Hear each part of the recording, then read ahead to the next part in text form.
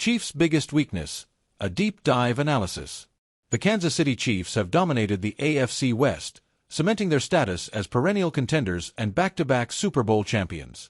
With Patrick Mahomes at the helm, Andy Reid's innovative play calling, and a roster brimming with talent, they seem nearly unstoppable. But are they truly invincible?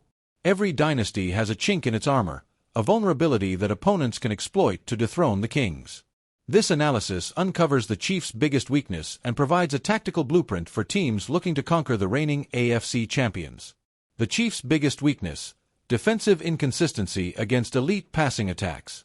While the Chiefs' offense is a well-oiled machine, their defense, despite being formidable, shows cracks when facing elite passing attacks. Specifically, their secondary struggles to contain high-powered aerial assaults from teams with precise quarterbacks and versatile receiving core. This vulnerability stems from a combination of personnel limitations, schematic tendencies, and the immense pressure their offense places on opponents to keep pace, exposing the defense to aggressive passing strategies. The Chiefs' defense, led by coordinator Steve Spagnuolo, is built on aggression and versatility. They excel at generating pressure with creative blitz packages and have a knack for forcing turnovers. However, their secondary, while talented, lacks the consistency to lock down top-tier receivers in man coverage or prevent big plays in zone schemes. Key factors include youth and inexperience. The Chiefs rely on young cornerbacks like Trent McDuffie and Jalen Watson, who are talented but occasionally prone to mental lapses. Against savvy veterans like Davante Adams or Tyreek Hill, these young players can be exploited through precise route running or double moves. Limited elite coverage options. While McDuffie is emerging as a star, the Chiefs lack a true shutdown corner capable of erasing a number one receiver. L'Jarius Sneed's departure in 2024 left a void, and replacements like Joshua Williams have yet to fully fill the gap. Zone coverage vulnerabilities. Spagnuolo's defense often mixes man and zone coverages, but their zone schemes can be picked apart by quarterbacks with quick decision-making skills. Teams like the Buffalo Bills and Cincinnati Bengals have exploited soft spots in the Chiefs' cover 3 and cover 4 looks, finding seams for big gains. Pass rush dependency. The Chiefs' secondary relies heavily on their front seven, particularly Chris Jones and George Karlaftis, to generate pressure. When the pass rush is neutralized, e.g., through quick releases or chip blocks, the secondary is exposed, giving receivers more time to get open. Case studies where the Chiefs have faltered. To illustrate this weakness, let's examine two games from the 2024 season where the Chiefs' defense struggled against elite passing attacks. Week 5 versus Buffalo Bills. Josh Allen and the Bills' passing attack targeted the Chiefs' zone coverages, with Allen completing 68% of his passes for 320 yards and 2 touchdowns.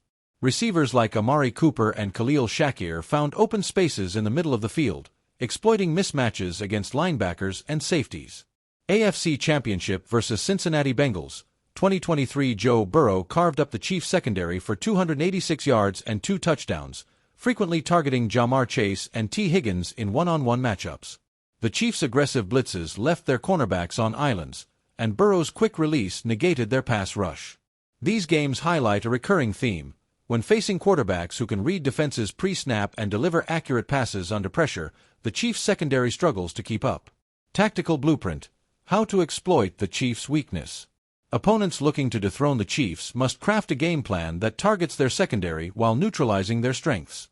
Here's a step-by-step blueprint. 1. Attack with quick passing concepts. To counter the Chiefs' aggressive pass rush, teams should employ quick passing plays like slants, quick outs, and screens. These plays get the ball out of the quarterback's hands before Chris Jones or blitzing linebackers can disrupt the pocket. For example, the Miami Dolphins used bubble screens and quick slants in 2024 to keep the Chiefs' defense off balance, limiting Jones' impact. 2. Exploit zone coverage seams. The Chiefs' zone coverages often leave gaps in the intermediate and deep thirds of the field. Offenses should use crossing routes, dig routes, and seam routes to target these soft spots. Tight ends and slot receivers can exploit mismatches against linebackers like Nick Bolton, who excel in run defense but struggle in coverage. 3. Force man coverage and isolate receivers. By spreading the Chiefs' defense with 3 or 4 receiver sets, opponents can force Spagnuolo to rely on man coverage. This creates opportunities to isolate elite receivers against less experienced cornerbacks. For instance, A team with a star like Justin Jefferson could use motion and pick plays to create favorable matchups. 4. Use pre-snap motion and misdirection. The Chiefs' young secondary can be confused by pre-snap motion and misdirection. Jet motion, orbit motion, or play-action fakes can draw safeties out of position, opening up deep shots. The Philadelphia Eagles used this strategy effectively in 2023, with Jalen Hurts exploiting miscommunications in the Chiefs' back end. 5. Control the tempo. The Chiefs' offense thrives on explosive plays, but their defense can be worn down by long, sustained drives. By controlling the clock with a balanced attack, mixing runs and short passes, opponents can keep Mahomes off the field and expose the Chiefs' defensive depth issues late in games. Can the Chiefs address this weakness? The Chiefs are not oblivious to their defensive shortcomings.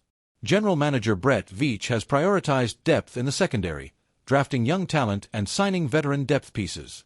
Additionally, Spagnuolo's schematic flexibility allows him to adjust coverages and disguise blitzes to compensate for personnel limitations. However, addressing this weakness fully would require acquiring a shutdown corner. A trade or free agent signing for a proven number 1 corner could elevate the secondary. Names like Sauce Gardner or Patrick Surtain II would be dream additions, though unlikely. Developing young talent. McDuffie and Watson have high ceilings, and continued growth could mitigate current weaknesses. Coaching from Dave Merritt will be crucial. Schematic adjustments. Spagnuolo could lean more on hybrid coverages, mixing man and zone to confuse quarterbacks while protecting his cornerbacks. The Kansas City Chiefs remain the team to beat in the AFC, but their secondary struggles against elite passing attacks represent a clear vulnerability. For opponents, the path to victory lies in exploiting this weakness with quick passes, precise route running, and smart game planning. While the Chiefs' offense will always keep them in games, teams that can execute a disciplined aerial attack have a real shot at dethroning the champions. The question remains, will an opponent capitalize on this blueprint, or will Kansas City patch this hole before it's too late? Want to know more about how to beat the Chiefs or other NFL strategies?